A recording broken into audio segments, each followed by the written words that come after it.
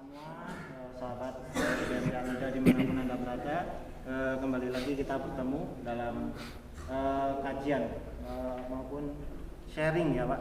Kalau kajian masuk, sharing juga masuk, cerita juga masuk. Kali ini bertema dengan penyembelihan yang ihsan ya Pak. Karena kan dalam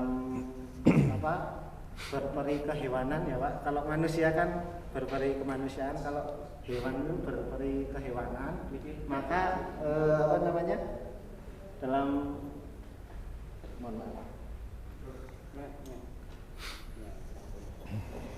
maka dalam kita menyikapi hewan yang akan disembelihkan, kita harus melakukan beberapa adab-adab agar hewan tersebut nyaman, tenang, disembelih yang ikhlas gitu ya. Dan juga ketika kita meningkatkan keihsanan dalam penyembelihan itu, insya Allah dagingnya, kalau yang tadinya permus jadi nggak permus, yang jadinya dagingnya itu memiliki tingkat kualitas yang semakin baik. Kali ini dengan materi yang pemateri yang cukup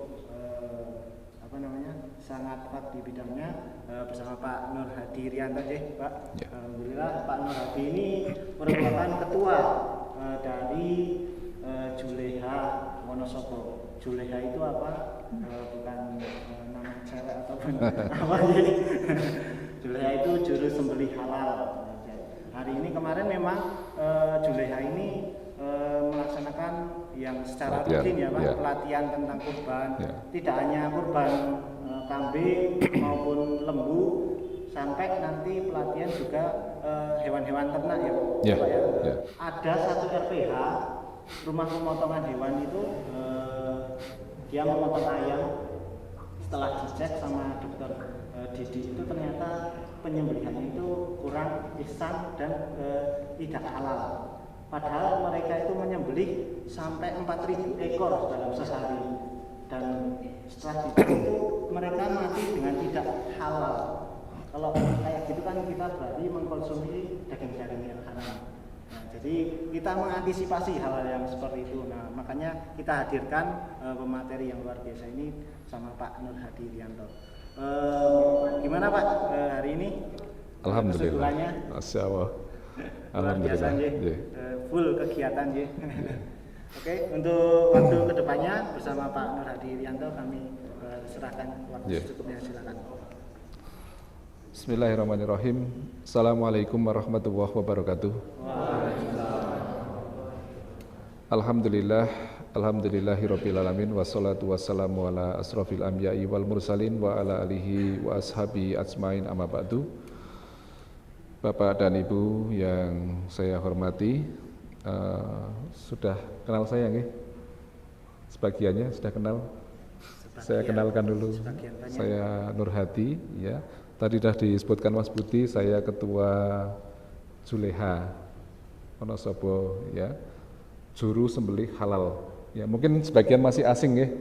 Ya, jadi memang belum lama Juleha di Wonosobo ini ya. Tapi ini sudah mulai bahasanya gumregah gitu untuk tadi dikatakan Mas Budi dakwah halal ya. Kalau kita bicara tentang halal itu memang kayaknya kalau ini kan mau kurban nggih. Kita mungkin akan mengatakan tidak mungkinlah daging kurban itu haram. Nggih mboten? Kita dapat daging kurban gitu kan, dibagi-bagi kan itu. Setiap kita yang kaum muslimin itu dapat. Terus ada yang mengatakan itu daging kamu haram. Mungkin ada yang mengatakan orang mungkin, nggak mungkin. Mosok sih daging kurban haram. Nah, kita akan belajar insyaallah. Tadi juga dikatakan Mas Budi, saya hampir tiap pagi ke pasar ya, di Wonosobo, maaf ya, tapi saya tidak akan ungkap yang mana nggih. Tapi memang luar biasa. Saya pernah dengan dinas itu keliling juga. Di Wonosobo itu ada 125 RPH, RPA, rumah potong ayam. Itu ya masih gitu ya, yang kita harus hati-hati di dalam kita mengkonsumsi makanan itu. Kita akan ke materi dulu nggih. Materi kita adalah kurban, ya.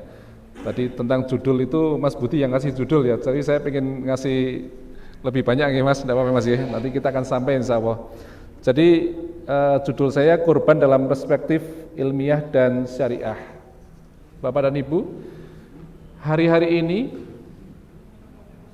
atau ini bulan yang istimewa ya, kita sudah masuk bulan Dzulhijjah dan hari-hari ini kita sudah berada pada 10 hari yang pertama. Ini adalah hari-hari yang istimewa juga, ya kan? Dikatakan oleh Rasulullah bahwa amal soleh di hari-hari ini, di 10 hari pertama ini, itu kalau dibandingkan dengan jihad, padahal jihad itu kan amalan yang paling utama. Jihad itu tidak lebih dibanding dengan amal soleh dari hari-hari ini. Kecuali jihad ketika jenengan berjihad kemudian tidak kembali lagi. Itu yang luar biasa. Ya. Jadi pertama yang katakan bahwa karena luar biasanya, monggo manfaatkan 10 hari yang pertama ini, ya. Kita perbanyak amal soleh, puasa, sedekah dan sebagainya, ya. Kemudian nanti sampai kepada hari ke-10 kita akan ketemu dengan hari yang luar biasa juga, ya. Yang kata Rasulullah, tidak ada satu amalan pun pada hari itu yang dilakukan manusia, ya, yang lebih dicintai Allah kecuali apa? Menyembelih hewan kurban. Nyuwun sewu, di Al-Huda ini semuanya kurban ya? Masya Allah. Masya Allah, ini luar biasa, ya. Jadi ketika nanti disembelih, ya, sebelum darahnya menetes ke tanah, pahalanya itu insya Allah sudah sampai.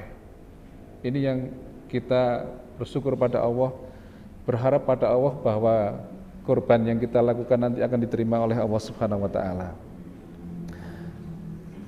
Kurban yang kita lakukan itu harus kita tahu bukan kurban, ya. Kamu kurban enggak? Enggak, saya tahun ini kurban perasaan saja. Itu kurban. Beda ya, kurban dengan kurban. Yang kita lakukan apa? Kurban. Beda, O dan U, ya. Karena berasal dari kata koruba, yakrubu, kurbanan, yang artinya adalah taqarrub ilallah, mendekatkan diri kepada Allah, bukan mengkurbankan harta kita, ya. Jadi bukan mengkurbankan harta kita. Ketika jenengan disuruh memilih kurban kambing atau kurban sapi yang harga berapa, jenengan akan memilih yang terbesar. Itu bukan mengkurbankan harta sungguhnya, tapi pengen menunjukkan bahwa rasa syukur jenengan lebih, ya. Karena dulu para sahabat dan Rasulullah itu kalau kurban enggak seperti orang nitip nyembelih kayak gitu. Pernah dengar bahasa itu, Mas? Iya. Mengunut nyembelih kayak. Nah, hukum kurban itu ada ulama yang mengatakan wajib. Ya, wajib, ya. Ini berdasarkan dalil bahwa kata Rasulullah, siapa yang punya kemampuan tetapi tidak berkurban jangan dekati musola kami, tempat sholat kami, ya. Tapi berkemampuan kata Rasulullah. Tapi pada para ulama kemudian mengatakan bahwa hukumnya yang paling ringan itu sunnah muakkadah, sunnah yang ditekankan, ya, ditekankan. Kalau bicara ditawani gitu, dewes mampu urung gitu, pasti nyong urung mampu. Padahal mampu itu kan ada kriterianya mestinya, ya. Mampu itu karena kurban kan boleh betina itu lebih murah kan? Lebih murah. Selisih 500.000, ya. Kemudian kalau tidak ada yang musinah boleh jazaah, ya. Musinah itu yang sudah cukup umur. Tapi kalau memang tidak, atau apalagi sekarang kan musim PMK, penyakit mulut dan kuku, maka boleh yang jazaah, ya. Jazaah itu umur di bawah 1 tahun, ya. Itu kan murah, ya. Tapi jangan yang 5 bulan ya, nanti jadinya balibul, ya, bawah 5 bulan, ya. Lanjut, Mas.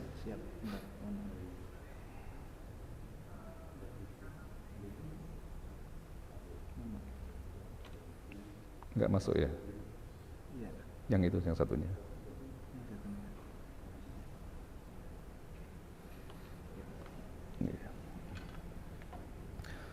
Kemudian kurban itu bisa menjadi wajib memang ya ketika kita misalnya ada yang suka nggaduhke ya, nitip kambing di petani ya, kemudian sudah dipok-pok ini nanti untuk kurban saya.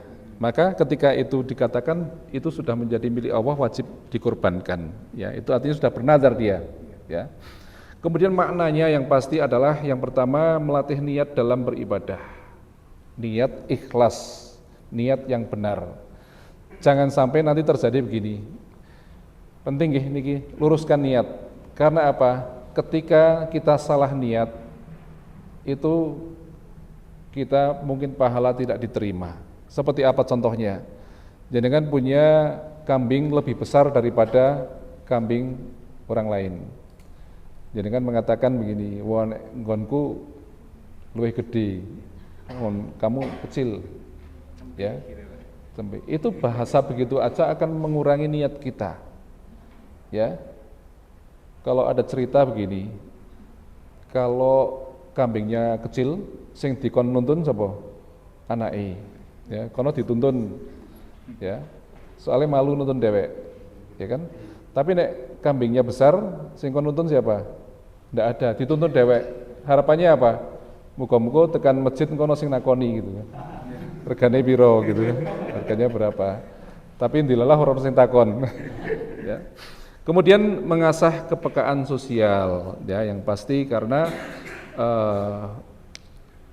kurban itu kan sohibul kurban hanya dapat jatah seberapa?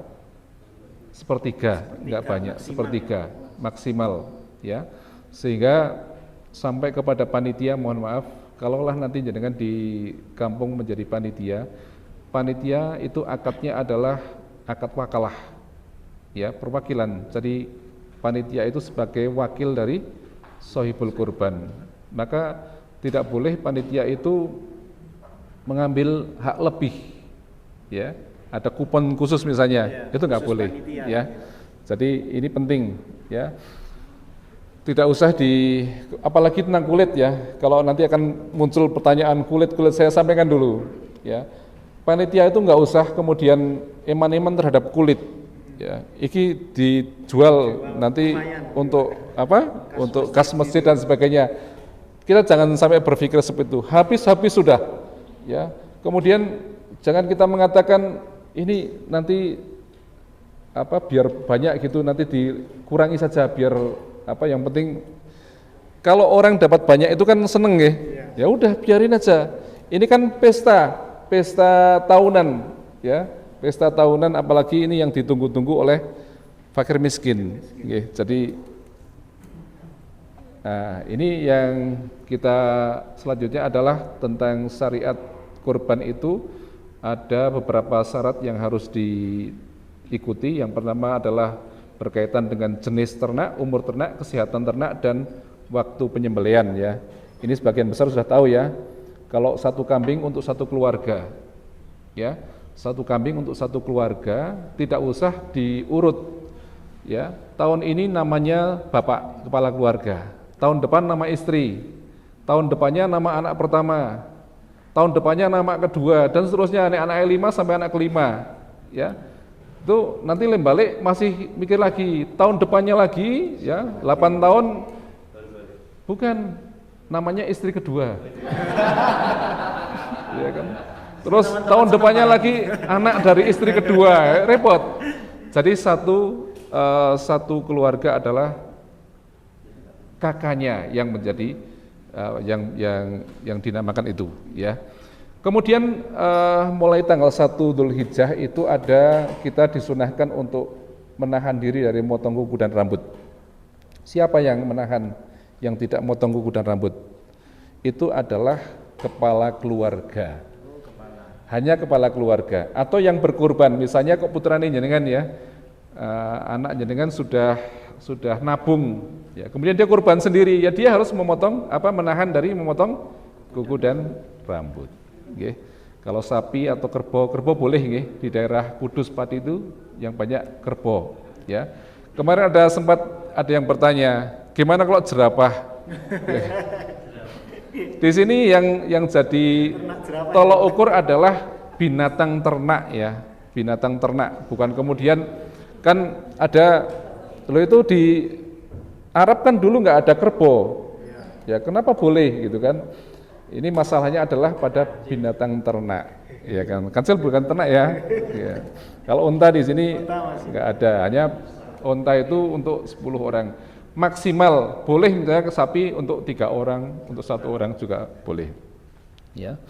Kemudian tadi saya sudah singgung tentang syarat umur ternak. Ya. Tahu poel nih? Apa poel? Dalam ompong. Siapa yang jawab ompong? Apa Bu? Giginya copot tuh ke ompong. Saya udah copot 1 nih, ompong poel nih saya ini. Ini yang bahaya bagi yang tidak tahu poel. Ya.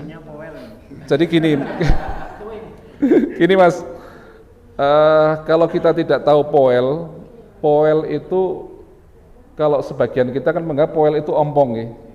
Sehingga kalau orang beli, apalagi ibu-ibu beli di pasar tidak tahu. Kalau yang jual curang, ya dipotoli, dia bawa tang apa carut itu ditarik aja. Terus ini pun poel Bu, ya atau dengan ini apa ini? Ini sudah ada sumune, ya ini sudah poel, ya. Tapi ketahuilah ibu-ibu bahwa yang namanya poel itu adalah ganti gigi seri, ya. Jadi gigi seri itu ada 4 pasang, ya. Gigi kambing, gigi sapi itu hanya ada di rahang bawah, di rahang atas tidak ada. Jadi jangan salah nggih, goleki nang dhuwur kok orang metu untune, ya. Karena hanya ada di rahang bawah, ya. Dan kalau yang dinamakan poel 1 itu ketika di sini sudah ganti 1 pasang, itu poel 1. Kalau ganti 4 berarti poel 2, ya. Gimana bentuknya? Bentuknya itu lebih, ini nggak bisa terlihat ya Mas ya, bisa ya. Jadi terlihat bahwa itu lebih besar ya, nanti dilihat. Nah ini seperti ini gigi tadi sudah ganti ya. Dimulai dari giginya itu arang gitu, terus nanti berganti dia ya. Jadi ini yang namanya bukan seperti belum tampil. Okay. Nah itu lain ya. Itu seperti itu. Ya. Ini editan. Ya. Jadi nggak usah dicari di rahang atas. Tapi yang pasti untuk menentukan umur itu, yang pasti ini seharusnya adalah akte kelahiran. Ya. Surat kelahiran, ya jadi bukan manusia toh yang mestinya karena kita ini kan terlalu meremehkan surat kelahiran, ya padahal sapi itu butuh surat kelahiran untuk untuk mengetahui umur. Hanya ini tidak banyak yang melakukan. Kalau ini kan jelas, ya nanti setiap tahun ulang tahun nih, ya. Kemudian syarat kesehatan ternak yang pasti, ya. Harus sehat, apalagi sekarang lagi musim PMK, ya 4 macam binatang yang tidak sah dikorbankan yaitu bermata 1 atau PC ya, kemudian sakit yang jelas sakitnya, pincang yang sangat pincangnya, dan patah kakinya serta terlalu kurus dan tidak bersumsum, ya. Gimana kalau jatuh tapi waktu pengantaran kakinya patah, boleh enggak? Itu sering terjadi soalnya ya Pak. Ya, itu kecelakaan namanya, itu boleh sah ya. Jadi kalau jenengan beli sapi itu sebaiknya minta dikeluarkan dari kandang, itu sapi disuruh jalan, jadi kita bisa melihat pincang apa tidak. Jangan nanti hanya lihat di kandang gini, oh bagus gitu, ketika nanti sampai di tempat penyembelihan pincang, kita baru tahu. Ya, padahal nggak sah, ya atau PC, ya. Ini makanya kalau kalau kita beli harus hati-hati sampai di situ, ya. Kemudian waktu penyembelihan ya yang pasti boleh sampai tanggal 13 ya. 13 hari tasyrik namanya. Enggak usah tanya afdol yang mana? Afdol 10, 11, 12, 13. Semuanya afdol. Semuanya adalah hari yang disediakan kita di sana haram untuk berpuasa. Ya, syarat yang lain yang pasti adalah itu dimiliki secara sah. Nggih, ora nyolong. Nah, pemerintah atau sudah memberikan wanti-wanti ketika kita di masa PMK ini ya. Bagaimana kita menyikapi terhadap hewan-hewan yang terkena PMK sampai kemudian MUI itu sudah mengeluarkan fatwa tentang panduan pelaksanaan. Yang pasti gini, ada 4 poin yang penting. Yang pertama, hewan ternak yang terkena PMK dengan gejala ringan sah untuk kurban. Ya, ringan itu seperti apa? Ringan itu jadi itu kan penyakit kuku dan mulut. Di Wonosobo itu sudah ada 6 yang mati. Yang kasihan itu ranting sawangan. Daerah Sawangan. Ranting sawangan itu sudah beli mati karena PMK. Itu kan yang menyerang kuku dan mulut. Padahal sapi itu kan bertumbuhnya di kuku kan, ya, sama di mulut itu bahkan di lidahnya itu sampai hancur, ya. Jadi kalau hewan ternak yang terkena PMK dengan gejala berat tidak sah untuk kurban, ya. Tetapi yang ketiga, hewan ternak yang terkena PMK dengan gejala berat dan sembuh pada saat hari nahar, ya, itu hukumnya sah untuk kurban. Ya, kalau tanggal 10, 11, 12 sehat boleh untuk kurban. Kemudian hewan ternak yang terkena PMK dengan gejala berat tapi belum sembuh pada saat hari nahar atau tasyrik maka tidak sah untuk kurban, ya. Jadi hati-hati memang ini, ya. Nah, kurban pasti disembelih pada hari apa? Hari nahar atau tasyrik. Kalau disembelih sebelum hari raya Idul Adha, apa judulnya? Sembelihan biasa. Seperti kalau kita zakat apa? Fitrah. Fitrah dilakukan pembayarannya sebelum sholat Id.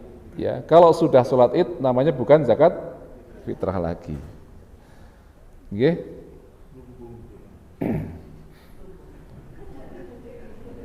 Baik, teman-teman sekalian, ini yang di sini kurbannya kambing ya, atau yang di kampung sapi juga ya? Sapi juga. Di sini tidak bisa saya setel ke anu ya Mas ya.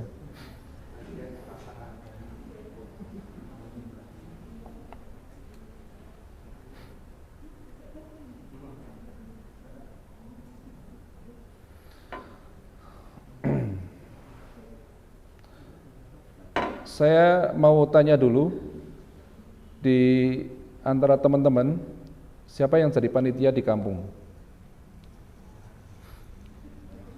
Ada enggak? Atau semuanya panitia?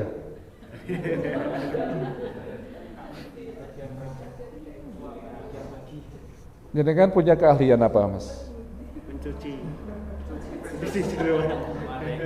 Ketika jenengan datang ke tempat penyembelihan itu, jenengan dari rumah sudah punya apa? Gambaran saya skillnya itu adalah tukang led. Saya skillnya adalah tukang cuci jeroan. Sudah enggak gambaran itu? Atau datang yang penting nganggo cutter, sangu cutter, ya, pokoknya mbok arep kon ngopo gitu. Ini Idul Adha itu kan datangnya setiap tahun, ya kan? Tapi masyarakat itu masih menganggap sebagai sesuatu yang biasa. Itu yang pertama, ya. Kepanitiaan itu kadang-kadang tidak disusun secara bagus. Kalau ya. di dusun itu malah banyak Pak, karena mereka berprinsip kalau disampaikan ke panitia itu nanti timbul riak. Jadi ketika dia korban itu ya pas hari H, dia tekannya kayak itu. Jadi nggak ada panitia Pak, cadangan panitia hari itu juga. Ini yang kadang-kadang salah ya. Tadi saya tanya ya, Jadi kan datang hanya sangu udut, sangu rokok sama ya. Ya saya boleh nggak sih sambil merokok boleh nggak sih? Boleh nggak? Asap rokok itu sangat berpengaruh pada kualitas daging karena daging itu kan pori-porinya sedang buka. Ya. Jadi nggak boleh. Ya. Kemudian ketika kita datang itu mestinya kita sudah jelas punya skill. Ya. Memang sih ya, kalau kita bicara skill itu, wong kita itu sing tukang sembelih jagal tahunan namanya ya. Ya. Sing tukang kelet ya kelet tahunan. Tapi setidak-tidaknya gini. Pertama, sekarang kan ada YouTube. Saya tak pengen pinter nyembelih. Saya tak belajar dari YouTube dulu. Ya kan? Kemudian saya tak beli pisaunya. Ya kan? Kemudian setelah itu datang itu sudah pede gitu. Saya bawa APD-nya, ya kan, saya siap nyembelih. Ya, mungkin pertama saya gradal-gradal belum pernah, ya kan? Atau datang gini, saya siap jadi tukang kelet. Ya, dan saya sudah punya pisaunya ini. Saya sudah banyak nonton di YouTube tutorial ngelet yang cepat, ya kan? Ada ngelet paling-paling 5 menit, dan jangan ngelet berapa menit? Setengah jamnya sobek semua kan. Ini yang ironi ini kadang-kadang tidak kita perhatikan. Kenapa? Datang ya tadi saya katakan itu, bahkan ngeleti masih dengan alat yang tidak pada speknya. Sangune bendo, sangune cutter. Bagaimana tidak akan sobek semua? Jadi nyembelih, sing digunakan nyembelih itu ya tidak boleh untuk motongi balung tulang, ya kan? Pisaunya lain, yang untuk ngeleti khusus juga, ya. Untuk ngiris daging, ibu-ibu tidak mungkin pakai bendo kan? Oke, ibu biasanya kan konsumsi sama ngiris daging penaningan gitu, nggih. Nah, ini penting sekali kepanitiaan itu. Setiap tahun tidak boleh ganti. Jangan misalnya Mas Budi tahun ini jenengan ngelet, tahun depan jenengan cuci jeroan. Ini menjadikan itu tidak ada skill yang terbentuk di sana. Saya baru aja mau pinter ngelet, kok saya tahun selanjutnya disuruh nyuci jeroan. Bukan saya enggak mau, tapi saya enggak pinter-pinter ngelet. Gitu loh. Enggak ada model rollingan, mutasi enggak ada. Nggih. Nah, nggih mboten. Kalau terjadi seperti itu akhirnya adalah apa? Tidak terbentuk skill. Itu tentang kepanitiaan ya. Jadi saya sedikit ini ibu-ibu ada yang berani nyembelih? Siapa yang berhak menyembelih sungguhnya? Pekurban. Pertama siapa? Sohibul korban. Kalau sohibul korbannya ibu-ibu, gimana Bu? Boleh mboten? Boleh nggak secara hukum? Boleh. Ibu-ibu boleh menyembelih, tetapi saya sarankan jangan nyembelih. Kenapa Bu? Jenengan nek kemudian nyembelih, sing nonton bapak-bapak kira-kira nonton kambingnya atau nonton jenengan? Salah fokus. Ya. Saya ingin tunjukkan nih di foto-foto ini ada beberapa gambar yang jenengan di kampung masih seperti ini, ditumpai ya dan sebagainya. Masih seperti itu? Masih Mas? Masih banyak. Kira-kira gimana? Kejem ya. Ini saya nggak bisa video ke sana ya. Diputar bisa Pak. Tapi pakai laptop saya tadi. Itu masih pakai kayu. Ya, seperti itu. Ini adalah tidak ihsan. Di antara ihsannya itu adalah perlakuannya tidak boleh seperti itu. Ya. Burung disembelih, kejiret lehernya, ya nunggu foto-foto dulu, ya kan? Nah. Saya sedikit menyampaikan sekarang sampai kepada tadi yang judulnya itu ini struktur leher sapi atau kambing itu seperti itu. Jadi kita nyembelih itu harus memotong 3 saluran, yaitu saluran saluran darah, kemudian saluran nafas dan saluran makanan. Itu tempatnya bukan lurus, tetapi karena leher kan gini. Jadi ada di sini, ya. Tidak mungkin nyembelih itu langsung dek gitu bisa terpotong. Ya. Salah satu yang harus kita perhatikan untuk nyembelih itu adalah pisau. Oke. Sudah punya pisau sembelih? Sudah. Yang biasa nyembelih siapa? Nyembelih ayam. Saya malah takut nyembelih ayam saya. Lebih susah ya. Malah lebih susah. Karena ya. uratnya bisa berganti-ganti, goyang-goyang. Justru paling susah itu. Enggak tega saya. Kalau nyembelih sapi saya tega, tapi kalau nyembelih ayam itu enggak tega, cilik banget Mas. Terus gitu ya. Iya. Jadi seperti itu tadi, ya. Sehingga bagaimana sih kita menyembelih yang baik, ya. Kalau saya lihat di saya punya video itu, orang nyembelih itu kalau di desa-desa Nyuwun Sewu itu kan masih tergantung Pak Kiai. Oke.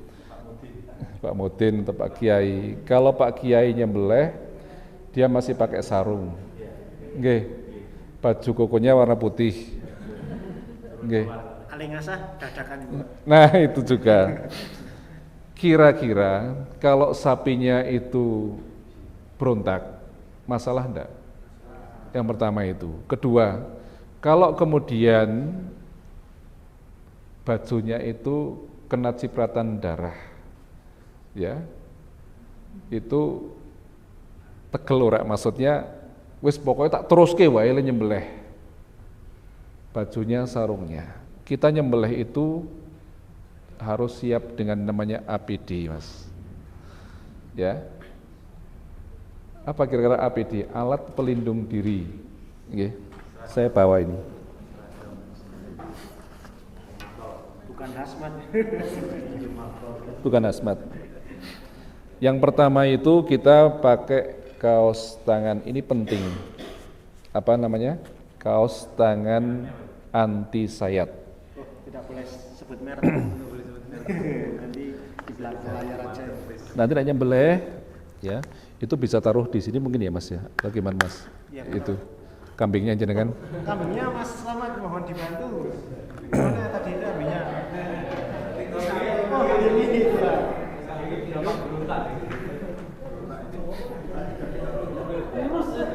Ini kelihatan di kamera enggak? Ya. Kemudian tadi saya katakan kita pakai celemek Mas. Kalau nyembelih itu pakai celemek. Tidak hanya yang nyembelih seterusnya, tapi ibu-ibu yang naning, jenengan yang yang ngelet itu mestinya pakai celemek, ya, apron. Ini dipakai.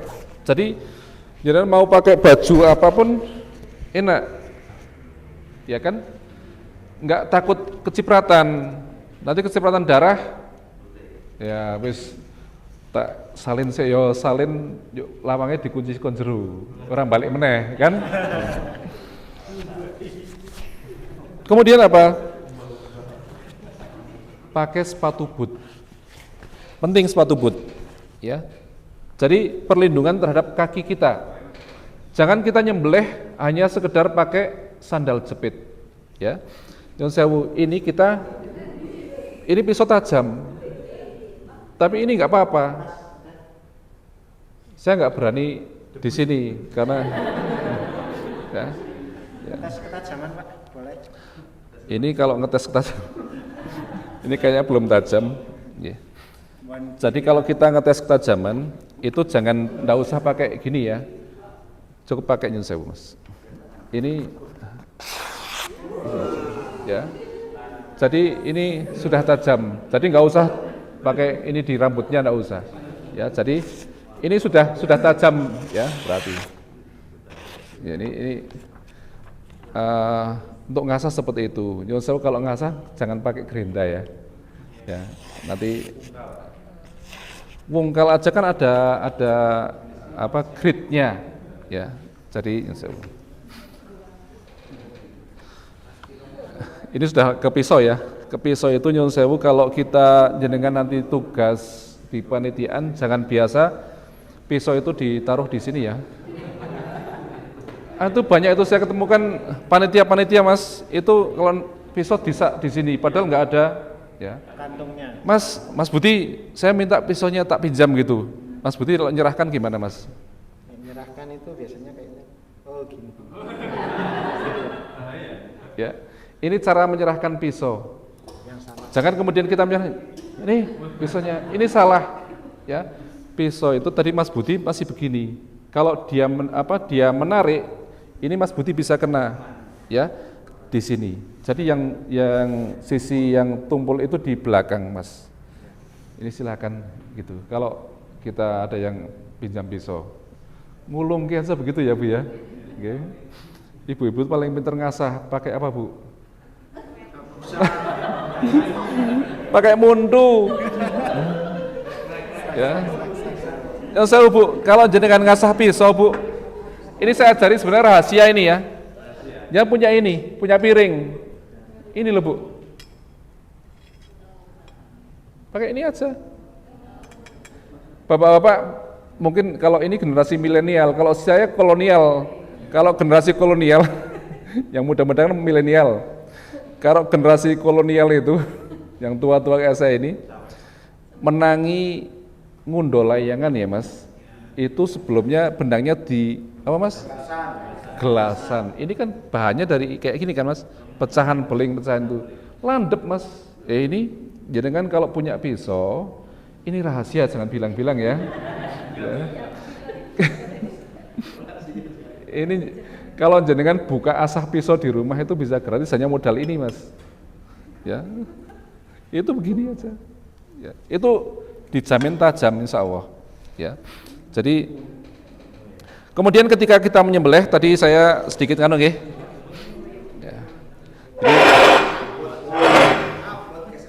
Dah gini aja. Ya. Jadi ini ternyata tadi Mas Budi. Tadi kalau kita lihat leher itu kan begini ya. Kemudian ada saluran darah di kanan kiri, ada arteri, ada vena, kemudian ada kerongkongan di bawah, ya. Kemudian ada saluran nafas, ya. Maka kita tidak mungkin kemudian hanya nyembelih ini leher ya Mas. Ya. Ini terbalik ya Mas, ya. Jadi gini. Mas dibalik dulu.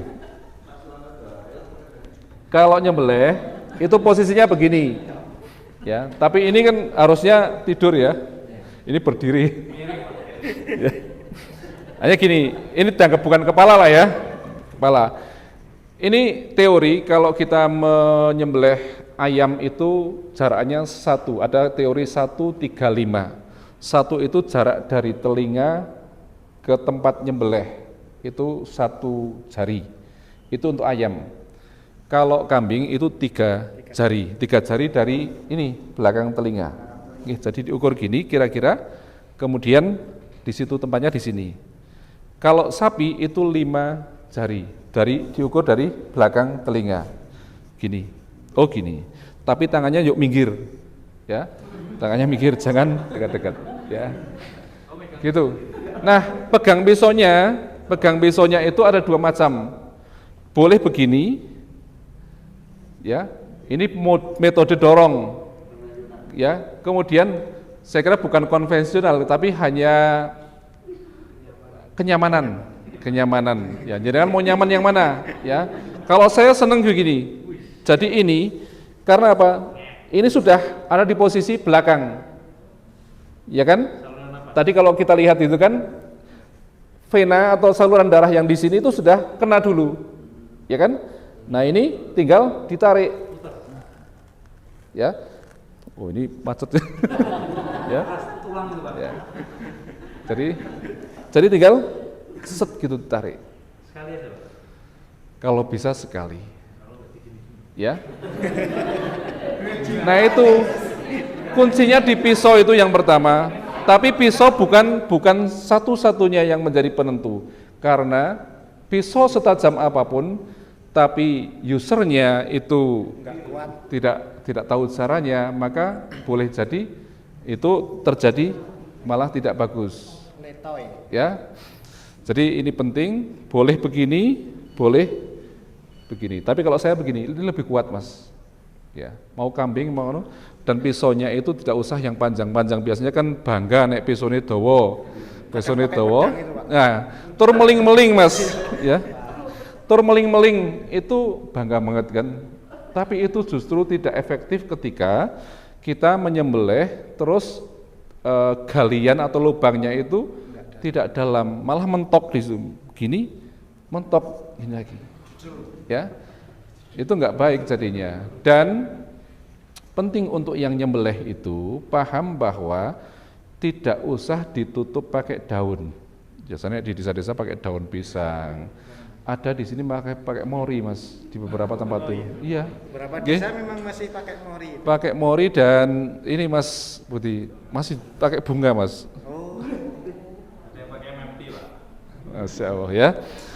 Nah, yang nyembelih itu tidak usah ditutup tadi ya. Jangan pisau ini diangkat sebelum kita memastikan putus ketika itu. Ya. Jadi lihat dulu ya. Kalau belum putus, ulangi lagi. Nggak boleh diangkat ya Pak sebelum putus. Jangan diangkat. Harus nempel. Iya. Oke. Terangkat. Ya, terangkat tidak lama kan? Dan ini ketika sudah digunakan untuk menyembelih, jangan biasakan dilapke di. Ini bersih atau kotor? Bersih jadi kotor. Penting ya, ini ya. Ya ini. Nah, kalau ini sudah disembelih, ya nanti yang nyembelih itu punya satu tanggung jawab besar. Apa? Dia harus memastikan bahwa hewan itu sudah mati sebelum itu dikuliti. Ini yang menentukan nanti ini halal apa tidak. Ya. Jadi yang pertama bagaimana kita menentukan apa? Hewan itu mati atau belum. Tidak boleh dikuliti. Karena boleh jadi ketika itu belum mati, sudah dikeleti, sudah dipotong kakinya, matinya itu bukan karena disembelih, karena tersiksa. Itu yang menjadikan haram sesuai dengan apa kata Rasulullah. Rasulullah mengatakan begini, bagian mana saja dari binatang ya yang dipotong, binatang hidup ya, yang dipotong, maka itu adalah bangkai. Coba, ngeri enggak? Kita kan senang dapat daging korban, tapi ada yang lihat tadi itu dikeleti, ya masih hidup, ya. Ngeceknya Terus, nah ini kita akan tahu ngeceknya. Jadi ini bisa haram Bu, bahaya. Gimana? Ini Rasulullah yang mengatakan loh, ya bagian mana saja dari binatang hidup yang dipotong, ya maka itu adalah bangkai. Ya. Pertama, kita pastikan di matanya. Pernah lihat seorang dokter memeriksa mata? Itu memastikan apa sih? Pupilnya itu gerak apa enggak? Ya, tapi kalau dokter itu pakai senter. Kita nggak usah pakai senter. Ya. Ambil ini, satu kayu atau apa yang tumpul, bukan yang tajam ya, itu di sini. Kalau dia masih gerak, ya ditempelkan ya. Kalau masih gerak dia masih hidup, ya masih kedap, ya. Itu pertama. Yang kedua adalah kuku kambing, kuku sapi ini kan, kambing sapi kan termasuk hewan berkuku belah. Begini ya. Ini di tengah-tengahnya itu ada satu bagian yang sangat sensitif, ya. Jadi kan jangan pakai pisau tapi, ya, dilarang pakai pisau, pakai benda yang tumpul, kayu atau apa, disunduk ya, disunduk. Kalau kakinya gerak, meskipun sedikit, itu masih hidup. Itu yang kedua. Yang ketiga, ini ada ekor nih. Ini pangkal ekornya sini. Pangkal ya, bukan ujung ya. Pangkal ekor ini dipejet. Kalau dia masih gerak, dipejet sing seru. Ya. Nek ora seru ora kroso. Ya. Kalau masih gerak maka dia apa? Masih hidup. Dan yang terakhir adalah ya, yang terakhir kalau darahnya sudah tidak mengalir itu kita bisa memastikan kematiannya. Ya, artinya sini sudah berhenti memompa. Ya. Jadi apa tadi yang pertama? Mata. Cek mata. Yang kedua? Kuku. Yang ketiga? Iya. Makanya jenengan kalau misalnya nanti nyembelih, ngeleti itu yang paling benar itu kepala yang di atas atau kepala di bawah? Gantungnya ya. Gantungnya. Ini bukan masalah senengan loh. Kepala di bawah. Karena apa? Darah supaya mengalir tuntas. Jangan sampai nanti sudah dipotong darahnya masih mungkin ada. Ini saya singgung sedikit ya, tadi bicara ayam ya. Makanya kalau jenengan beli ayam itu semua ayam kan dijuntai lehernya. Ya. Kalau tidak dijuntai lehernya itu berarti mungkin yang jual tidak paham. Supaya apa? Supaya darah mengalir tuntas. Tetapi dengan itu jenengan bisa melihat itu ayamnya tiren atau tidak. Hanya dilihat dari leher. Secara kasat mata hanya lehernya, bekas potongannya bagaimana. Nanti jenengan bisa lihat video saya aja ya, ayam tiren itu. Nanti dilihat di Sangumati Channel, ya boleh di Sangumati Channel, ada itu. Itu penting ya, kalau ayam dijual pada jam yang sama, pagi jam 8, jam 7 itu masih sama, masih seger. Yang membedakan hanya bekas potongannya. Ya. Tetapi kalau sudah jam 5 sore dengan barang yang sama, itu sudah berbeda pada dagingnya. Ya, yang tiren itu sudah menjadi merah. Merah malah. Ya, jadi sudah, karena darah itu tidak keluar. Darah tidak keluar. Gitu ya. Itu bocoran sedikit Mas. Kalau jenengan nanti itu bocoran banyak. nanti jenengan boleh lihat di pasar itu ya. Tapi jenengan jangan bilang iki tiren jauh. Lihat saja, oh gue. Jadi gini, ciri-ciri sembelihan yang benar itu adalah lebar. Karena apa? Kulit yang tersayat itu, leher ya, itu dia ada kontraksi otot di sini. Ada kontraksi sehingga tertarik di sini. Ya. Kalau hanya bolongan, memang ada beberapa orang yang pinter nganu ya, tapi itu tidak direkomendasikan karena itu menyamai yang tiren itu. Jadi hanya akal-akalan supaya koyo bekas disembelih gitu. Oke. Gitu. Jadi lihat aja di sembelihannya lah ya. 3 saluran itu terpotong kan kelihatan. Nek sing kotak gini, apa ono sembelihan kotak? Kan enggak ada kan? Nyembelih kan mesti gini, bukan dibentuk kotak, dibentuk bunder kan nggak ada. Tapi jenengan nanti lihat, coba jenengan lihat di pasar, ya, dalam, pinter-pinter ya, sehingga apa? Yang ngerasa ngacung-ngacung ya, ngerasa ngacung-ngacung, kue ndak usah, oke? Jadi itu, ketika kita nyembelih Mas Yosewu, ini satu perbuatan ihsan juga. Tolong hewan kurban itu diperlakukan secara baik, ya dilus-lus, ya. Tapi memperlakukan hewan dilus-lus boleh, tapi ketika datang itu tidak usah dikasih makan, ya. Justru hewan itu, sapi terutama itu harus dipuasakan minimal 12 jam. Kan biasanya daretke, mesake gitu kan, enggak. Kalau mau disembelih itu dipuasakan. Bengak-bengak bayi biasanya cukup dikasih minum saja, okay? Dikasih minum itu untuk mengurangi kotoran yang ada di dalam, Ya, jadi ketika disembelih itu sudah dalam kondisi kotoran itu sedikit, tidak banyak. Ya, ini saya singgung sedikit.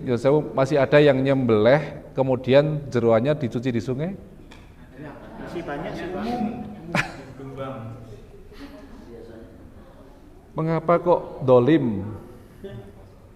Itu dolim enggak?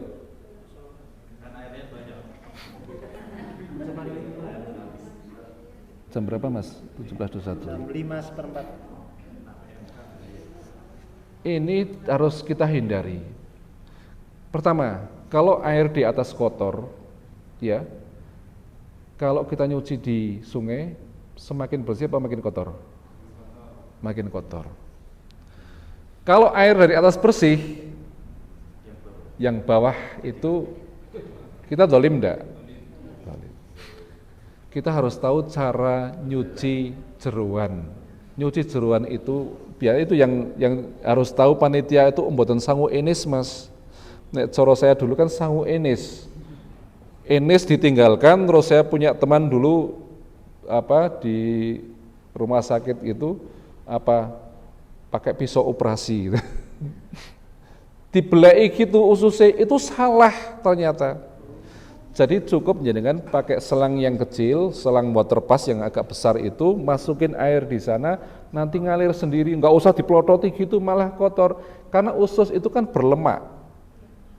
Ya, dipelotot itu malah makin kotor, atau disobek, ya disobek itu sudah menjadikan kotor semua, terus cuci di tempat yang kotor, ya kan, double kotor itu, ya kan, double kotor. Sudah gitu tambah lagi. Ibu-ibu, ya kan, ketika mengemas jeroan itu usus yang sudah kotor itu dicampur sama daging, itu double kotor lagi. Komplit itu kaldunya. Komplit. Besok kalau ngemas itu, ya, jeroan dipisah, ya, jangan sampai dicampur dengan daging. Jangan lagi mendolimi orang ya, ya. Nanti nyuci jeroan itu disediakan tempat khusus, ya. Dia buat safety tank. Saya ingin lihatkan ya. Tapi ini nggak kelihatan nih Mas, ya. Nah, dibesarkan Mas. Bisa dilihatkan Mas? Bisa.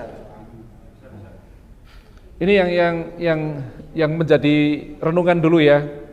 Tiap tahun Idul Adha, tiap tahun menyelenggarakan penyembelihan, tetapi tiap tahun masih bingung beli sapi yang seperti apa. Tiap tahun bingung membuat kandang sementara. Beli sapi kita tidak tahu sapi yang bagaimana, ya kan? Kalau kita tidak tahu sapi aja itu sudah masalah Mas. Rambon itu kaya ngopo, Jawa ki kaya ngopo, sapi Bali kaya ngopo, simental, karena masing-masing punya karakter, termasuk endi sing daginge akeh, endi sing balunge gede. Itu beda-beda, ya kan? Kemudian kalau kita katakan tadi, ini bulan istimewa loh. Kita tiap tahun korban, tetapi tiap tahun itu mesti ngetoki pring, gawe patok. Ndilalah pringe ora ono wit boden. Pohon singkong nggo naleni sapi, kira-kira sapinya gimana? Masalah kan? Buat patok ora ono sing nuthuk kan Mas, enggak ada yang untuk mukul. Itu juga masalah ora jeru. Naleni sapi, lah bagaimana yang terjadi? Ya kan? Kita bisa tiap tahun masih menggali lubang untuk tempat nyembelih. Ya kan? Kemudian tiap tahun masih beli bambu untuk membuat gantungan kambing dan sebagainya. Sampai tiap tahun masih mencuci jeroan di sungai. Ini yang banyak menjadi masalah. Ya. Kira-kira sudah terpikir belum ini? Wah, ojah nang desaku kaya ngono. Ya kan? Apalagi desanya paling bawah sungainya ya, Pak. Saya sarankan sekali-kali ke tempat saya Mas, boleh dengan belajar. Di tempat saya ada propertinya semua. Tadi ini alat pelindung diri sudah kita pelajari ya. Ini Mas, kita buat layout seperti ini. Jadi saya punya lapangan gitu. Di sana ada tempat menyembelih, tempat untuk menambatkan sapi, tempat mengelet kulit, kemudian ada safety tank, ada tempat cuci jeroan, satu komplek. ya, dan kompleknya tidak besar, ya, sehingga tempat yang ini kayaknya tempat parkir, tapi kalau kita perhatikan lagi, ini ada seperti ini adalah untuk setiap tahun menambatkan kambing, ya. Ya, ini kayaknya adalah hanya sekedar pagar, tapi estetikanya tetap kena. Ini untuk menambatkan sapi, ya. Jadi kita tidak berpikir lagi bikin patok. Ini sudah permanen, ya kan? Tapi kan bagus, estetikanya kita dapatkan, ya. Nah, kita di tanah-tanah itu sudah dibuatkan ada pipa-pipa itu, jadi tinggal tancap aja. Tempat untuk nyembelih juga sudah kita siapkan, ya.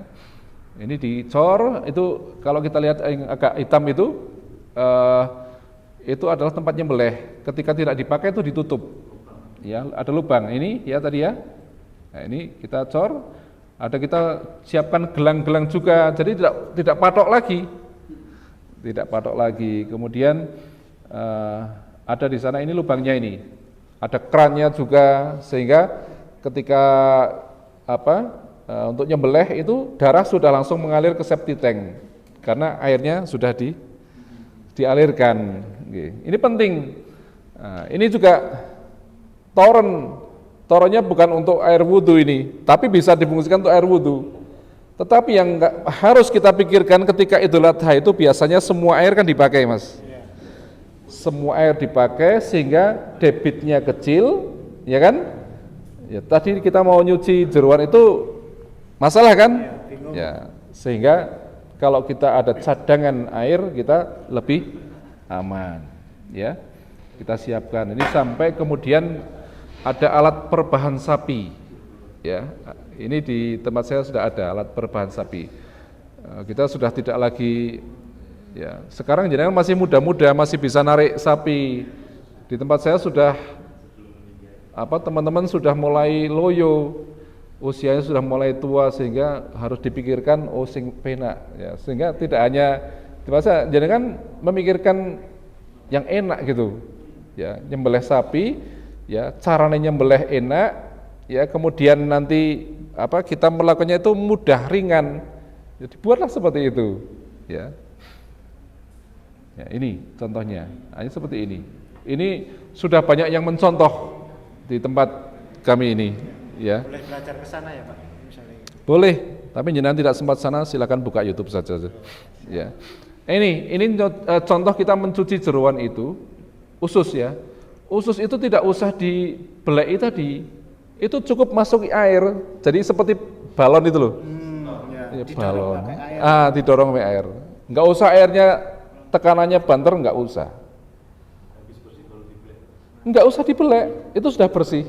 Nek dibelek lemaknya nanti keluar kan, jadi tambah kotor. Enggak usah dibelek. Gitu kira-kira ya Mas. Ini sampai jam berapa? Sudah setengah 6. Sudah setengah 6, Masya Allah. Ini kelewat nih saya. Atau ada satu pertanyaan mungkin, dua pertanyaan nggih. Moga untuk teman-teman barangkali ada unek-unek ataupun hal-hal yang perlu disampaikan, tanya. Berapa penanya ini Pak? Mungkin 1 atau 2 ya. Ini sudah sore. Atau enggak apa-apa silakan. Moga Bu sini barangkali mau tanya. Waalaikumsalam warahmatullahi wabarakatuh.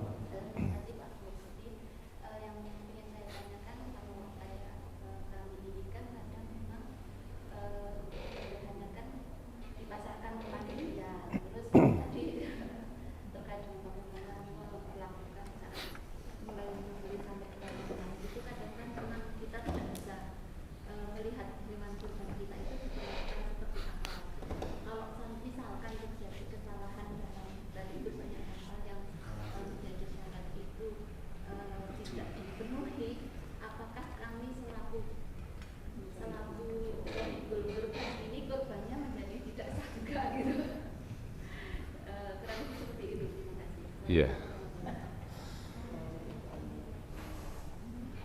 Jawabannya adalah ternyata bahwa itu menjadi kunci kan Bu. Menjadi kunci ketika nyembelihnya salah tadi apa? Tidak sah kan? bisa menjadi haram. Kalau jenengan dipasrahkan ke panitia. Jadi ini penting bagi sahibul korban. Ya, makanya yang disunahkan yang pertama nyembelih itu siapa? Sahibul korban. Ya, doanya cukup Bismillahi Allahu Akbar, itu yang paling gampang. Yang penting menyebut nama. Yang penting Bismillah Allahu Akbar. Itu yang paling hendak. Dilihat tuh. Kalaulah jenengan tidak bisa datang, sebaiknya jenengan minta video call. Jenengan harus lihat, ya, lihat itu disembelih. Dan jenengan harus memastikan bahwa itu sudah betul-betul mati. Ya, kita yang di tempat ini mungkin sekarang tahu, tapi yang di tempat yang lain, saya di videonya tuh, itu nyembelih sapi di daerah Sepuran, Bu. Belum mati baru disembelih langsung dibuka. Loh bagaimana ini? Ya, mungkin matinya bukan karena disembelih. Sekarang khawatir jenengan kan. Oleh karena itu para ulama memang sebagiannya itu tidak menuntunkan nyembelih itu di tempat yang lain. Sembelih di tempat sini, dagingnya diantar ke sana. Ya. Ada di beberapa tempat itu orang mburuhke nyembelih. Ya, bahkan sampai kepada kemudian yang nyembelih itu minta kulitnya. Itu menjadi salah. Minta kulitnya, minta sambelnya sebagai upah. Itu salah, nggak boleh. Ya, jagal itu kalau kita ngundang jagal, dia diupah dari biaya operasional sahibul korban. Khusus ada Ya, sendiri ya, Pak? iya, Nggak jadi boleh diambilkan dari- nggak boleh. Jadi sahibul korban dia menyerahkan sapi, menyerahkan kambing itu plus biaya operasional. Tapi kalau misalnya dalam rangka ucapan terima kasih, ini tak kasih, bukan orangnya yang minta gitu. Ucapan terima kasih nggak juga ya. Itu kan hanya akal-akalan sebenarnya. Apanya? Nggak apa-apa. Kulit itu di mana-mana menjadi masalah kan. Ada yang kulit dijual dibelikan daging dan seterusnya gitu ya. Sampai terakhir hanya tinggal sedikit gitu ya. Saya dulu sudah melakukan semua sampai ditiup ya, dipompa itu pernah, dikerok itu pernah. Pada akhirnya yang tadi depan saya katakan, kita ikhlaskanlah. Kenapa sih kita tidak membangun keikhlasan ini? Pokoknya diserahkan ke semuanya kepada orang. Ya, kulit kita kumpulkan beberapa du'afa, ya, kemudian kita serahkan kepada mereka. Terserah mereka mau dibagi, terserah mau dijual, itu hak mereka. Itu saya yang lebih aman. Itu lebih aman. Lebih aman. Oke. Gitu ya. Ada mungkin satu lagi saja nggih. Nggih, Mas. Siapa dulu nih Pingsur? Mas Wisnu. Bukan satu lagi jadinya. Oke, satu lagi. Ngomong siapa ya dulu? Assalamualaikum. Assalamualaikum warahmatullahi wabarakatuh. Waalaikumsalam warahmatullahi wabarakatuh. Jadi Pak, dulu kan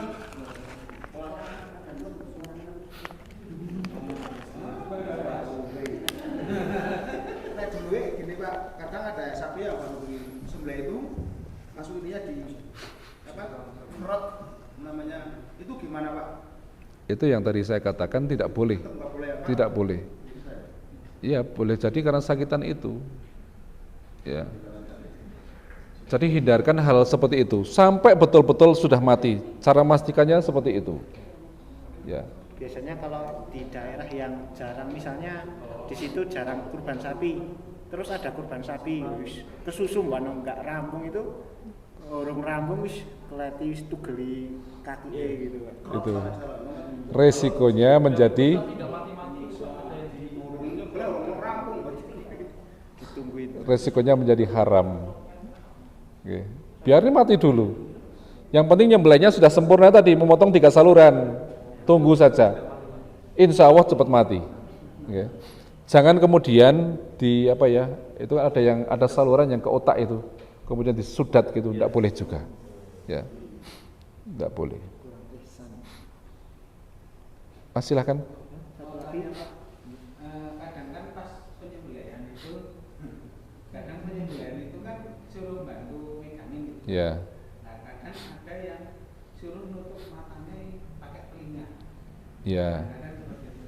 Itu apakah memang kadang harus ditutupi pakai daun atau telinganya matanya ditutup telinga dan lain-lain kan? Kadang banyak orang itu termasuk juga nggak tahu. Oke. Itu apakah memang dianjurkan? Jadi ini diantara perbuatan ihsan yang pertama tadi ya, kita jangan ngasah pisau di dekat hewan yang mau disembelih. Ya. Cek. Itu kan ada yang pernah operasi. Ya. Pernah operasi, merinding ya. Petugas di ruang operasinya kelentang-kelenting itu kan wis ngeri ya kan? Ya. Kemudian yang kedua, jangan hewan yang mau disembelih itu melihat temannya yang sudah disembelih. Harus dikasih tirai. Ya. Kemudian betul ya. Ini bagusnya telinga itu ditutupkan, daun telinganya ditutupkan ke telinga. Ke telinga bukan ke mata. Jadi enggak, syukur sampai ke mata itu kalau lebar gini boleh. Ya. Jadi tidak apa ini syahadan ya? Masya Allah. Okay. Sampai maghrib, Masya Allah. Gitu ya Mas ya? Saya kira cukup nggih. Nanti kalau misalnya mau ada kelas khusus langsung saja hubungi Pak Nur Hadi. Hari Senin insya Allah saya mengadakan di PKU, di Masjid PKU jam 7:30. Silakan kalau mau ikuti lagi, monggo. Untuk umum itu ya Pak? Untuk umum dan gratis. Silakan untuk teman-teman yang punya channel atau pingin lebih detail nanti bisa hubungi Pak Nur Hadi atau daftar ke PKU. Okay. Silakan langsung ikut aja, enggak usah pakai pendaftaran, enggak apa-apa. Saya mohon maaf jika ada kesalahan selama saya menyampaikan, nggih. Terima kasih Mas, saya kembalikan Mas Budi. Siap, nggih. Terima kasih banyak untuk Pak Nur Hadi atas materi kali ini luar biasa. Tercerahkan ya, banyak teman-teman yang hari ini belum mengetahui jadi tahu dan semakin menggali tentang hikmah menyembelih yang ihsan. Maka karena alhamdulillah waktunya sampai maghrib, mari kita cukupkan dengan bacaan kafaratul majlis bersama. Subhanallah wa bihamdika asyhadu an la ilaha illa anta astaghfiruka wa atubu ilaik. Dari kami dan seluruh kerabat kerja yang bertugas mohon undur diri. Banyak selalu mohon maaf. Assalamualaikum warahmatullahi wabarakatuh. Waalaikumsalam warahmatullahi wabarakatuh.